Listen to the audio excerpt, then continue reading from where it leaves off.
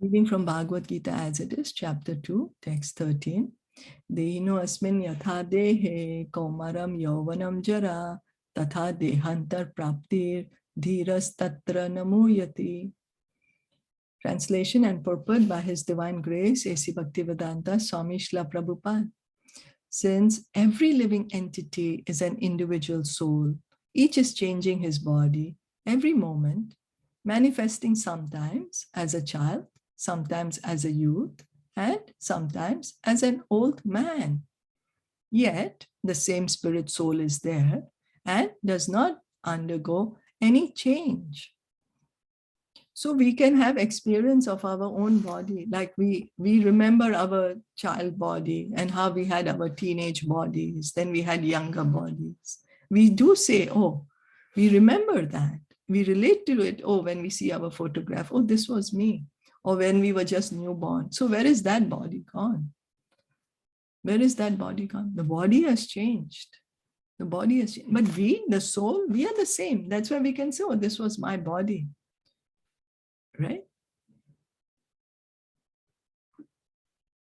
Then this individual soul finally changes the body at death and transmigrates to another body.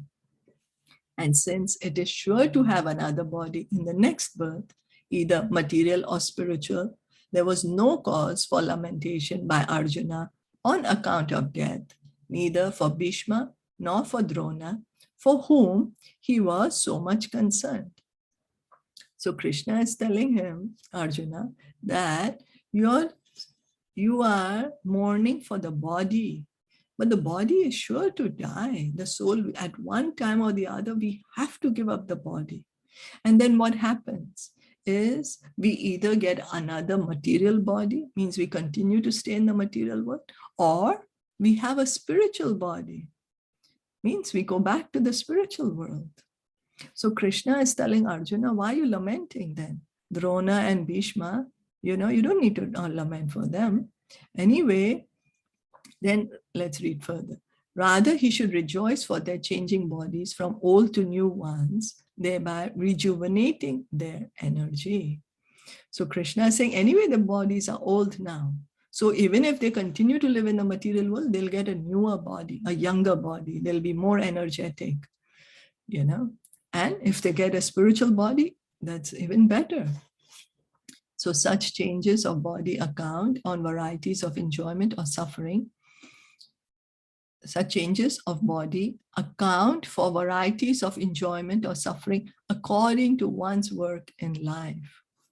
So there are so many 8,400,000 species of life, species. And then what species are we gonna get? Next body depends how we are working in this life. What are we doing? Depends on our activities in this life. So we are already creating our next body, and so the choice is ours. Next body we must have, whether it's material or spiritual, we must have. Srila Prabhupada would say there is no way that you are not going to get another body. So rather, why not try to get a spiritual body in the next life? Why not work in such a way that your next body is a spiritual body? So Bhishma and Drona, being noble souls, were surely going to have spiritual bodies in the next life, or at least life in heavenly bodies for superior enjoyment of material existence. So in either case, there was no cause of lamentation. So Krishna is telling Arjuna, hey, Bhishma and Drona, they're either going back to the spiritual world because they were qualified, or even if they are not able to go to the spiritual world, then they will go to the heavenly planets. They won't live in this earth planet anymore because they have done these activities which qualify them to have a better arrangement, better enjoyment. Any man who has perfect knowledge of the constitution of the individual soul, the super soul and nature, both material and spiritual, is called a dhira, or a most sober man. Such a man is never deluded by the change of bodies. So Bhagavad Gita knowledge, Krishna says what is knowledge in this 13th chapter, means the one who's the object of knowledge, the knower, and the process of knowledge. That Krishna says is really knowledge. Now what is this perfect knowledge to understand? The individual soul. Who am I? Who am I? Who is the super soul? And what is this nature all about? Now, nature has two. There is spiritual nature and material nature. And if somebody knows this, then he's called a Dhir, sober man, because he understands things as they are. He understands things as they are. So because once we understand things as they are, then there is no cause for lamentation. Yeah. So when he understands things as they are, there's no cause of lamentation. So then he's not bewildered. He can understand, oh, this is just simply a change of body. The soul always exists. The Mayavadi theory of oneness of the spirit soul cannot be entertained on the ground that the spirit soul cannot be cut into pieces as a fragmental portion. Such cutting into different individual souls would make the Supreme cleavable or changeable against the principle of the Supreme souls being unchangeable. So it's not that we are being cut from the body of the Lord, It's not that we are cut. That means we are changed to the Supreme Lord. But the Supreme Lord can never be changed. So the Mayavadi theory is that, we got cut from the Supreme Lord, and so then that's the reason the Supreme Lord doesn't exist anymore. No, we exist as his eternal parts and parcels.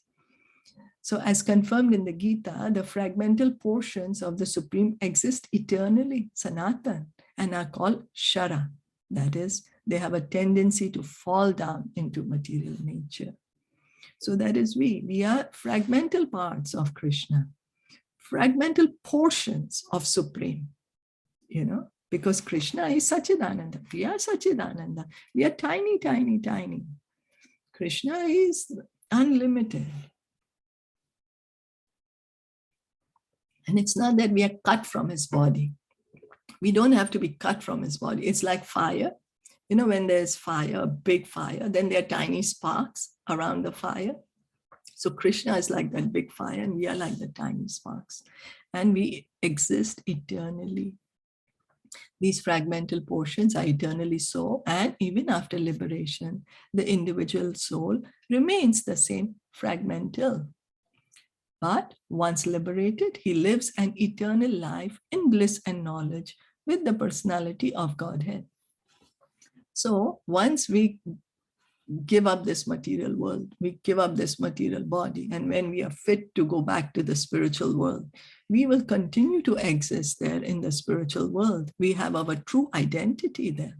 And the nature of the spiritual world is Sat Chit Ananda, eternal bliss, knowledge. And the Supreme Lord is there face to face with us in any of the Vaikuntha planets. The Supreme Lord is there as Lord Narayan, or Golok Vrindavan, then the Supreme Lord is there, Krishna himself. The theory of reflection can be applied to the super soul who is present in each and every individual body and is known as the Paramatma. So he's different from the individual living entity. When the sky is reflected in water, the reflections represent both the sun and the moon and the stars also. The stars can be compared to the living entities, and the sun or the moon to the Supreme Lord. So the super soul is an expansion of the Supreme Lord, and he's sitting next to each of us inside this body, in our hearts. We are the individual living entity, and the super soul, he is a feature of the Supreme Lord. The individual fragmental spirit soul is represented by Arjuna, and the Supreme Soul is the personality of Godhead, Sri Krishna. So who's the Super Soul? The Super Soul is a feature of Krishna. Paramatma is Krishna himself. They're not on the same level, as it will be apparent in the beginning of the 4th chapter. If Arjuna is on the same level with Krishna, and Krishna is not superior to Arjuna, then the relationship of instructor and instructed becomes meaningless. right? So Krishna is superior. That's the reason Arjuna is saying, I accept you as my spiritual master. I'm bewildered. So you please instruct me. You give me the knowledge. So Krishna is superior. It's not that they are on the equal level. If both of them are deluded by the illusory energy Maya, then there is no need of one being the instructor and the other the instructed. Such instruction would be useless because in the clutches of Maya, no one can be an authoritative instructor. So if Krishna is also in Maya, then we do not need to read the Bhagavad Gita. Then we just all go back home. You know, what is the point to read Bhagavad Gita if Krishna is also under Maya? Then it means the knowledge is faulty. It means he has made mistakes. He is an illusion. This knowledge is cheating knowledge. And then what is the fourth one? Senses are imperfect. You know, then no need to hear that. Under the circumstances, it is admitted that Lord Krishna is the Supreme Lord, superior in position to the living entity, Arjuna, who is a forgetful soul deluded by Maya. So all the great authorities, they all declare that Lord Krishna is the Supreme Lord. He's the original person, all the Vedas, Sarva Karana Karanam, this one, Ishvara Parma Krishna Sachidananda Vigraha Anadi Radir Govinda Sarva Karana Karanam.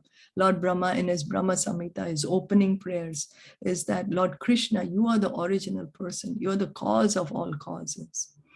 So the Krishna is the Supreme Lord. So there is a difference between Arjuna and Krishna. It's not that Arjuna can ever become Krishna. No. So we should give up that false idea that, oh, after we give up this body, we are going to become God. No, in fact, we should want to have our loving relationship with God. Be situated in our true position. So is that okay? Yes. Any questions, comments? Clear. I'm sorry, I couldn't hear. So we just have to remember two things. We have to understand about the soul, super soul, and the nature, and then the eternal and the spiritual worlds. Yeah. You see, like we are reading so much in detail in Bhagavatam about the creation.